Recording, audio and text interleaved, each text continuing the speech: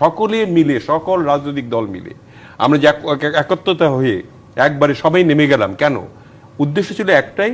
যে বিগত সরকার যে অপকর্মগুলি করেছে সেই অপকর্মগুলি যে তার সংগঠিত পুনরায় না হয়,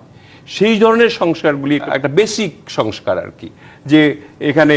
কেউ লুণ্ঠনকারী হতে পারবে না, দুর্নীতি দমনটা যাতে ঠিক মতো হয়, মানুষের হুকুমের দাস হয়ে পরিণত না হয়, এবং আমাদের বিচার বিভাগ আছে সেটা যাতে সঠিকভাবে কাজ করতে পারে, এবং মানুষের স্বাধীনতাগুলি যাতে সুন্দরভাবে ভোগ করতে পারে, যার যার মনের কথাগুলি যাতে ভালোভাবে এক্সপ্রেস করতে পারে, এবং মানুষের যে মৌলিক অধিকারগুলি আছে সেগুলি যাতে প্রয়োগ করতে পারে, ভোটের অধিকারটা যাতে প্রয়োগ করতে পারে। এই যে 20 বছর মানে 24 সন পর্যন্ত যদি ধরেন 6 থেকে, তাহলে যারা 20 বছর মানুষ ভোট দিতে পারেনি, তাদের ভোটের অধিকারটা যদি ফিরে পায়, সেই কারণেই কিন্তু এই আন্দোলনটা এইভাবে দানা বেঁধে তাড়াতাড়ি এটাকে এই সরকারের পতন ঘটেছে।